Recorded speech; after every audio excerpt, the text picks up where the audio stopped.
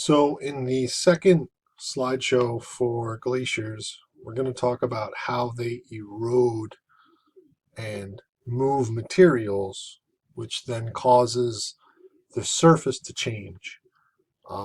In the previous slide, we understand what they are and how they move, the physics behind it.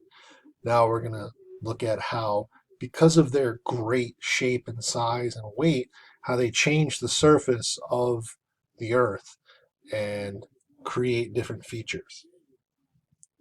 On the first slide here, we see two definitions. The first one is something we're all familiar with, abrasion, where particles are moved, and in that process, they become rounded and change the shape of the rock itself. Well, it's going to differ from streams because when they're in a glacier, the particles are pretty still on one side, but when they grind across the surface of the Earth, they change one part of it, making them a little rounded on the bottom, but maybe angled on the top. That product produces what's called rock flour. It's ground up rock material. It's like a dust that mixes with water, and it makes the water a milky white color as it melts off of the glacier. When the glacier moves, it can pick up fragments that are loosened and drag them downhill and cause more abrasion. That process is called plucking. We'll see in this animation over here how particles, rocks, material are plucked out of the ground and dragged downhill, and the bottoms become abraded. As the glacier moves across the land here, you can see the smaller particles grinding and scratching the surface of the Earth as it moves on. This animation shows that as well. You can see the particles eroding. As they're eroded and moved, they're abrading the surface. Here comes a particle that's going to get plucked out, then move downhill.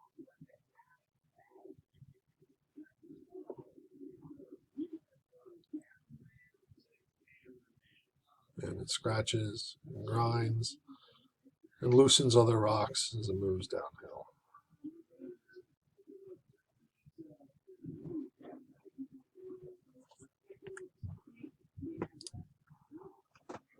The formation of another type of erosional feature called the Roche Mountainais is described in this regions question.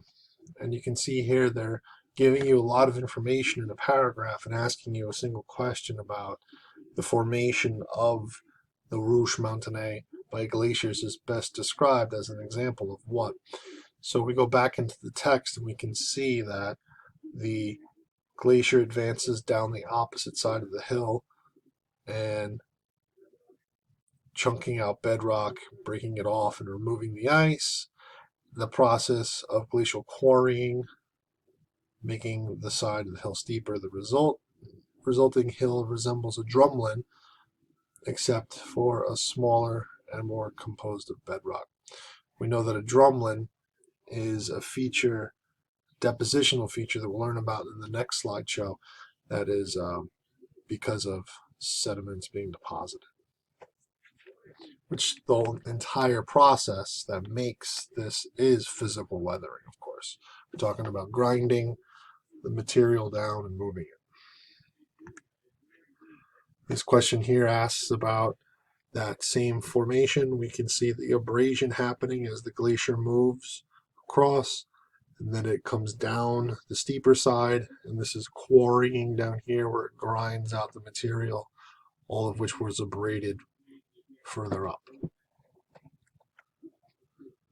This video shows an ice block that's been frozen with some rocks in the surface of it or in the bottom of it, and the rocks are going to be dragged across the Earth's surface. So this is a glacier, We plucked out some rocks from the earth and froze them into the bottom of the glacier. She's going to demonstrate the Earth's surface is this clay, this green clay, and she pushes it across the surface, representing the glacier moving downhill. And what's left behind is big scratches and gouges. That's called striations. We've even got a couple pieces left over here, some big boulders that are left behind. Those are called erratics. We'll learn about those in a little bit. So the Valley Glacier erosional features are going to be very jagged and angular peaks. We're going to see very sharp features. We're going to see the glacier living in a V-shaped valley and turn it into a U-shaped valley. The terminology that we learn about here are words in French, because a lot of this science has come out of the French Alps, where they did a lot of the research behind the glaciers and what they did a long time ago. So the first term is called a cirque. It's a semicircular bowl-shaped gouge in the top of a mountain where the snow starts to accumulate. Let's see if I can... So the cirques are going to be up here, these gouges, these big holes where the ice and the glacier formed, and most of that material was pushing down and out. An arête is a steep-sided, sharp-angled bedrock ridge formed by two glaciers eroding away on opposite sides of a ridge. Here we can see the arêtes are these very sharp edges on the valley wall here, where the glacial material has moved all the material away from the sides of the V-shaped valley. The horn is where three of those cirques meet. We have the horn here in the center. There's a horn here. There's another horn over here, where those three arêtes come up and meet at a point. There's a really famous one that we have some pictures of later on called the Matterhorn. We'll take a look at that in a sec. A tarn is a glacial lake produced by glacial scouring, often found in cirques. We have a few tarns in here, these glacial lakes. Like here's one over here. There's one in there. They're just the big pools of water where all the glacial material was. And finally, the hanging valley is a valley that has eroded by a small tributary glacier. The floor is at a higher elevation than the valley that feeds into it. So we can see every one of these glacial valleys that sticks out into this larger trunk valley here produces these little waterfalls that drip down the sides of this larger main trunk glacial.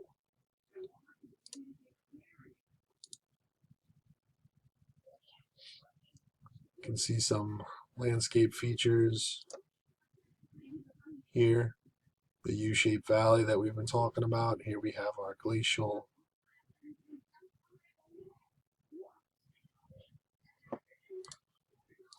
plucking.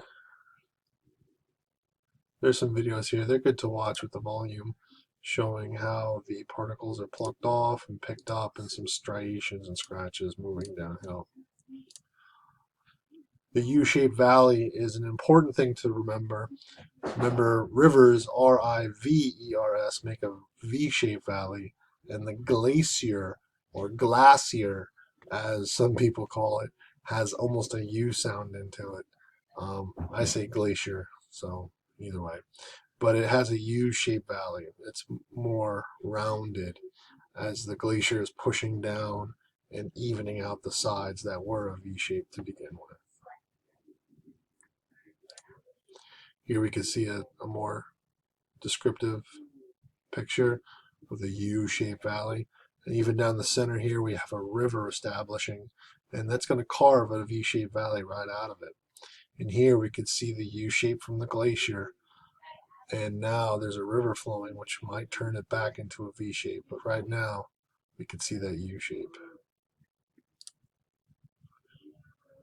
So this question here says, explain why the lower valley is a V shape and the upper valley is a U shape.